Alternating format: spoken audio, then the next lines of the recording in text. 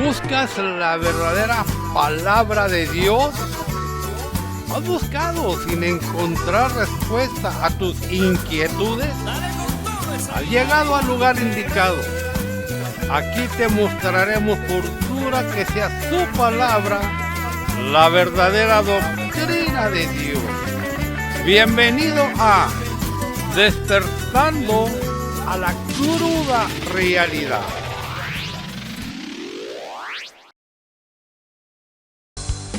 ¿Qué es Jesucristo para nosotros?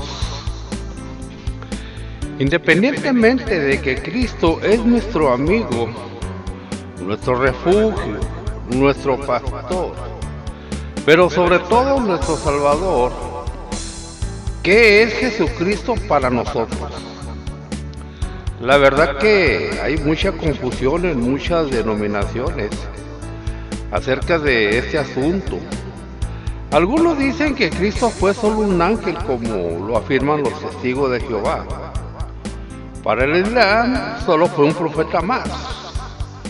Pero para los católicos y cristianos evangélicos, Cristo es Dios mismo hecho carne, lo cual es totalmente falso.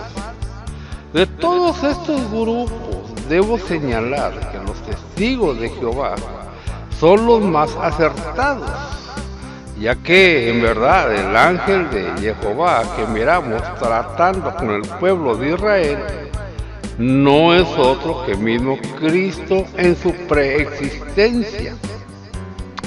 Tal vez esto comience a escandalizarle, pero téngame paciencia que ya le explicaré.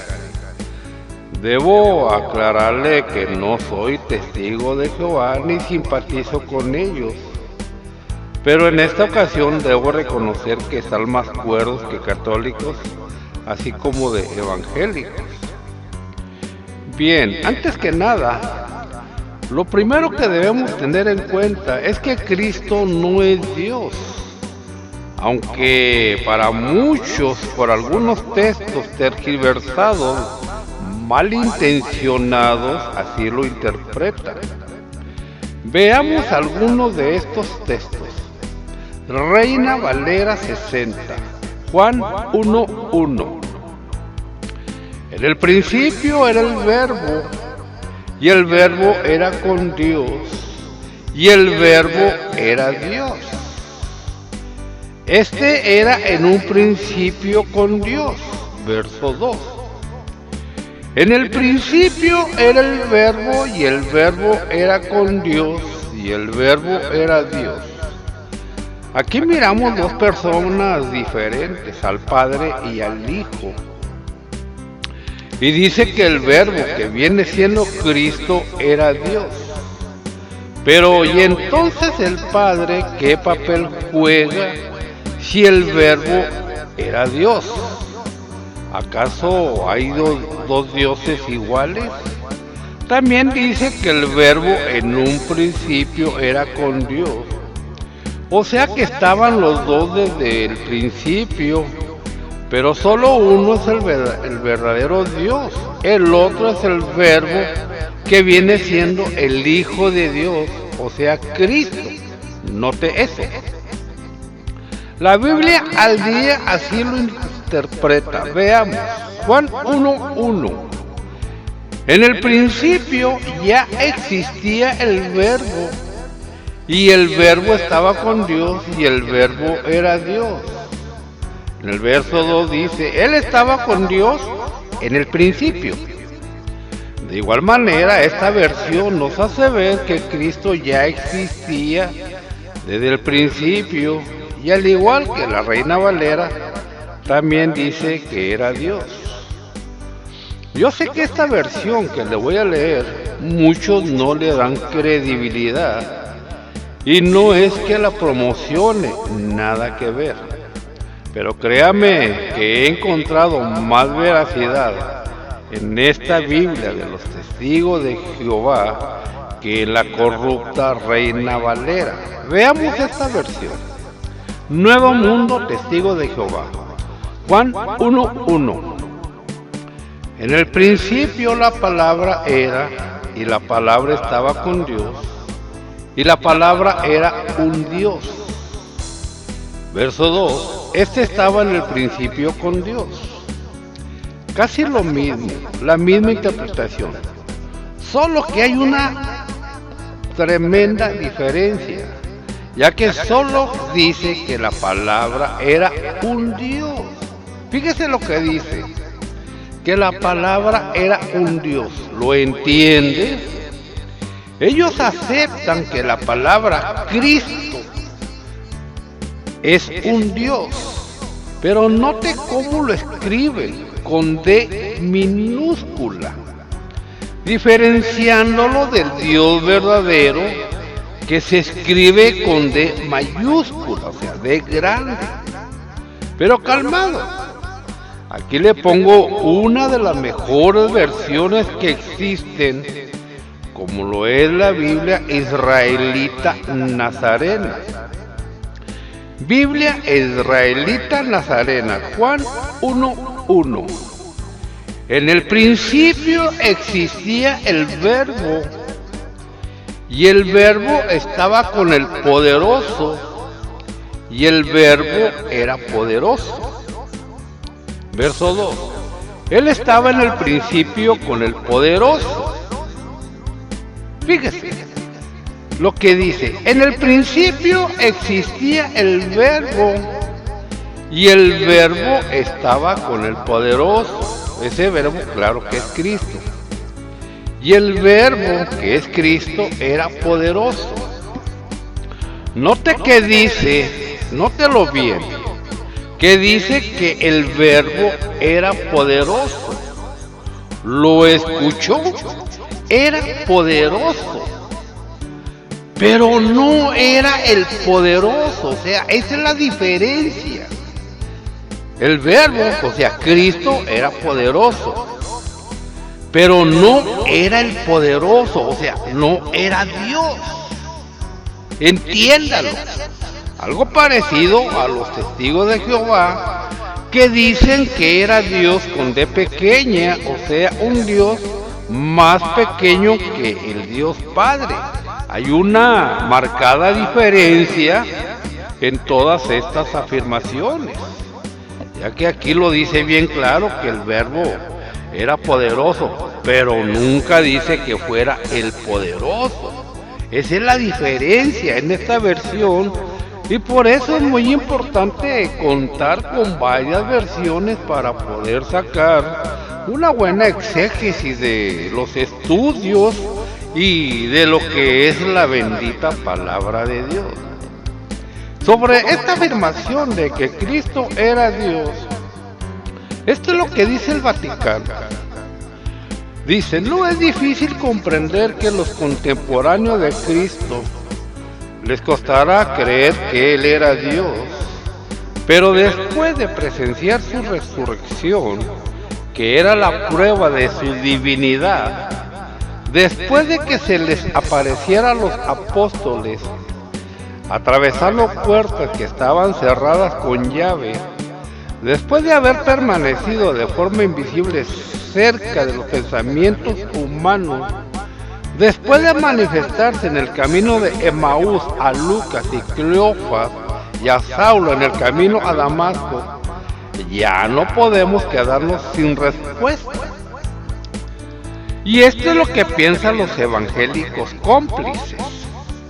La fe cristiana, dicen, está fundamentada sobre la persona de Jesús, el Cristo, quien para muchos fue solamente un simple hombre partícipe de la historia. Pero para aquellos que hemos abrazado la fe cristiana, le reconocemos como el Dios hecho hombre que nos trajo el perdón para nuestros pecados. Usted me preguntará, ¿por qué les digo a los evangélicos cómplices? Usted no se ha hecho la pregunta de por qué es que el Vaticano y la Iglesia evangélica tienen muchas doctrinas en común, así como el falso rapto, la falsa trinidad, el bautismo en los tres nombres, solo por nombrar algunos, Le invito a que investigue, infórmese, no solo se guíe por lo que yo y otros le digan, no sea flojo, investigue por su propia cuenta. Ahora vamos a ver cómo mismo Cristo afirma que solo hay un Dios verdadero y que por supuesto no es el mismo. Veamos, Juan 17:3. Hablando Cristo dice: y esta es la vida eterna, que te conozcan a ti, el único Dios verdadero. ¿Lo escuchó? Son palabras del mismo Cristo. Para que te conozcan a ti, el único Dios verdadero, y a Jesucristo a quien has enviado. Esas palabras de Cristo son más claras que ni el agua misma. Que te conozcan a ti, el único Dios verdadero. Primera de Tesalonicenses 1:9, donde Pablo hace una clara diferencia entre Cristo y el Padre. Escuchen, ellos mismos hablan de lo bien que vosotros nos recibisteis y de cómo os convertisteis a Dios, dejando los ídolos para servir al Dios vivo y verdadero y esperar del cielo a Jesús su Hijo, a quien resucitó, que nos libra del castigo venidero. Primera de Tesalonicenses 1:9. El Dios vivo y verdadero se refiere al Padre. Y lo único que le faltó a Pablo decir fue al único Dios vivo y verdadero, ya que en el verso 10 habla de que Jesús, su Hijo, a quien resucitó. Por lo tanto, aquí miramos al Dios verdadero, el Padre, y a Jesucristo no como Dios, sino como su Hijo. Por lo tanto, Cristo no puede ser Dios al mismo tiempo. También veamos las afirmaciones que el mismo Dios Padre hace en muchos pasajes del Antiguo Testamento de que Él es el verdadero Dios y que fuera de Él no hay otro. Isaías 45, verso 5 dice: yo soy Jehová y ninguno más hay. No hay Dios fuera de mí. Isaías 44, verso 6 dice: así dice Jehová, Rey de Israel y su Redentor, Jehová de los ejércitos: yo soy el primero y yo soy el postrero, y fuera de mí no hay otro Dios. Isaías 44, 8.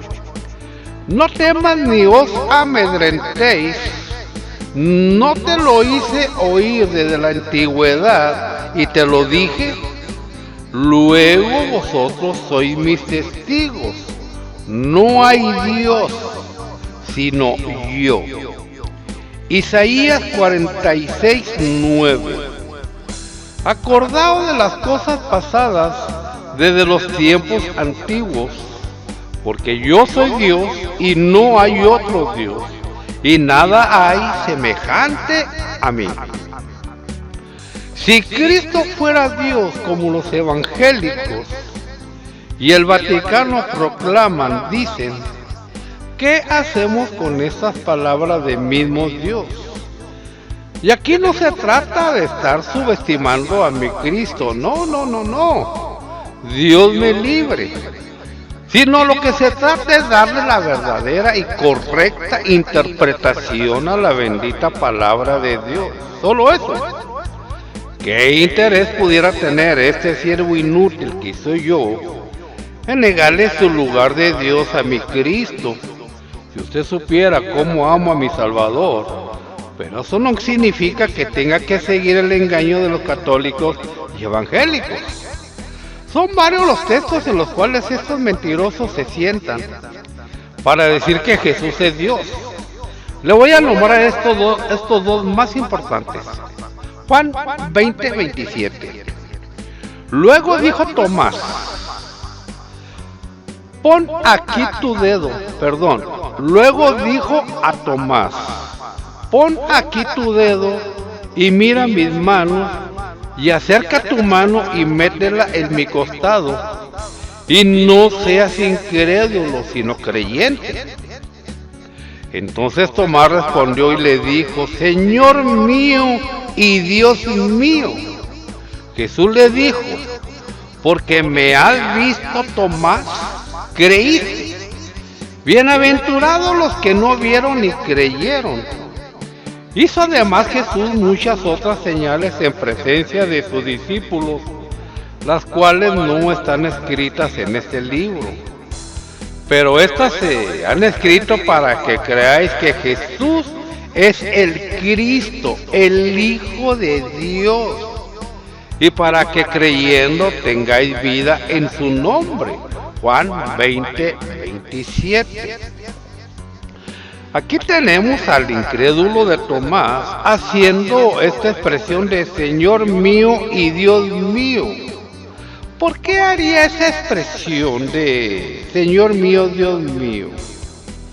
Si alguien llegara hacia mí con heridas en un costado y quizás hasta sangrando, que por el relato de Jesús aún estaba abierta la herida en él, ya que le dice, métela en mi costado. En estas situaciones yo personalmente he oído estas expresiones cuando se mira algo así, una herida en alguna persona, estas expresiones. ¡Santo Dios! ¿Qué te pasó?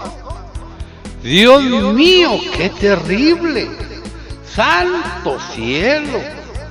En esta ocasión Tomás hace esta exclamación de Señor mío y Dios mío, pero eso no significa que sea Dios Padre, sino el Hijo de Dios, como lo afirma en el mismo verso 31.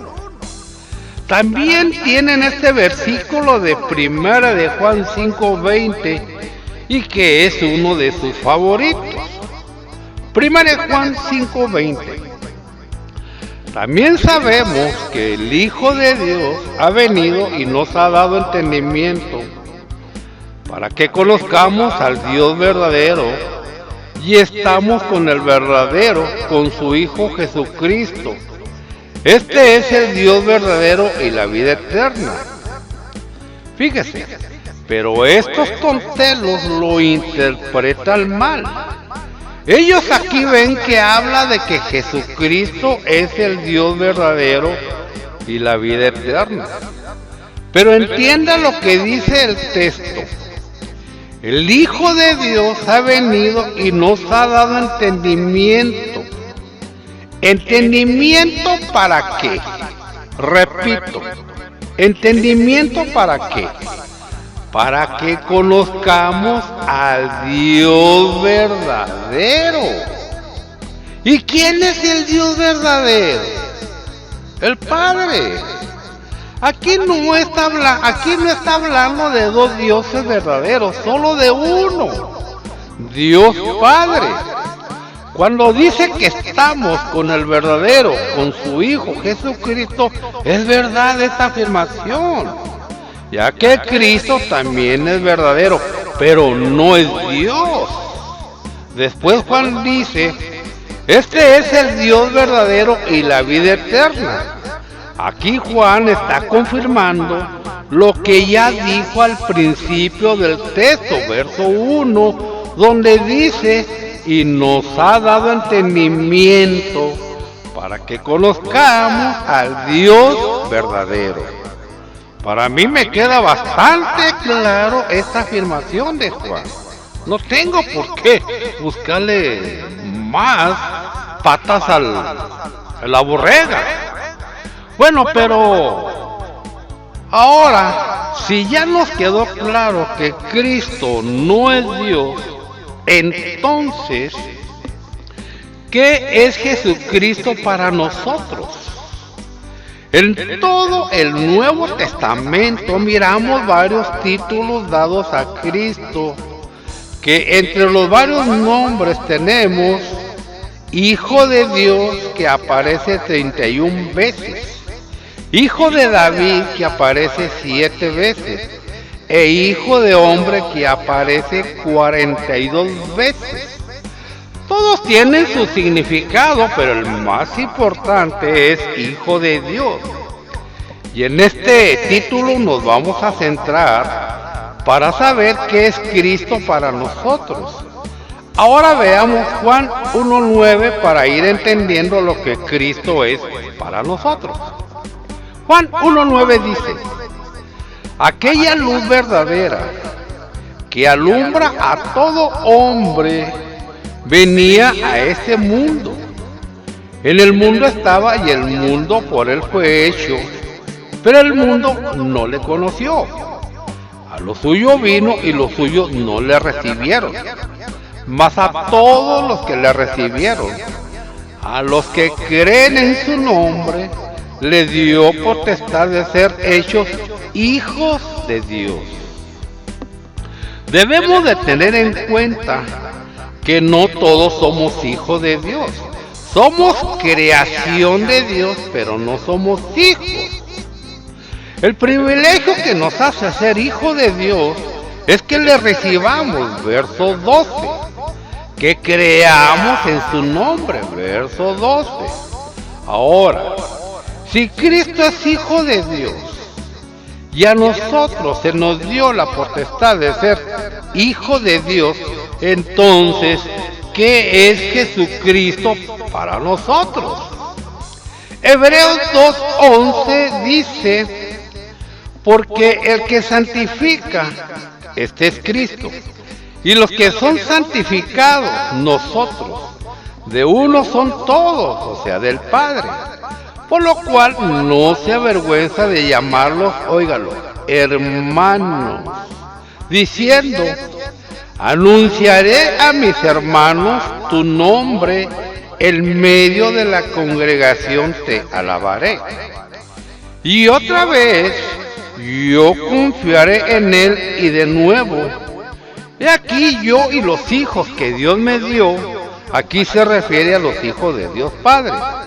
Así que por cuanto los hijos participaron de carne y sangre, él también participó de lo mismo, para destruir por medio de la muerte al que tenía el imperio de la muerte, esto es, al diablo, y liberar a todos los que por el temor de la muerte estaban durante toda la vida sujetos a servidumbre, porque ciertamente no socorrió a los ángeles, sino que socorrió a la descendencia de Abraham, por lo cual debía ser en todo semejante a sus hermanos, óigalo, para venir a ser misericordioso y fiel sumo sacerdote en lo que a Dios se refiere, para expiar los pecados del pueblo. ¿Qué dice Cristo de sus hermanos, o sea, de nosotros? No se avergüenza de llamarlos hermanos. Verso 11. Anunciaré a mis hermanos tu nombre. Verso 12. Debía ser en todo semejante a sus hermanos. Verso 17. Entonces, ¿Cristo es nuestro hermano? Sigamos mirando. Reina Valera, Romanos 8:28. Y sabemos que los que aman a Dios, todas las cosas les ayudan a bien. Esto es, a los que conforme a su propósito son llamados. Porque a los que antes conoció, también los predestinó para que fuesen hechos conformes a la imagen de su Hijo, para que Él sea el primogénito, óigalo, entre muchos hermanos. Biblia al día, Romanos 28. Ahora bien, sabemos que Dios dispone todas las cosas para el bien de quienes lo aman, los que han sido llamados de acuerdo con su propósito. Porque a los que Dios conoció de antemano, también los predestinó a ser transformados según la imagen de su Hijo, para que Él sea el primogénito entre muchos hermanos. Biblia CST, Romanos 8:28.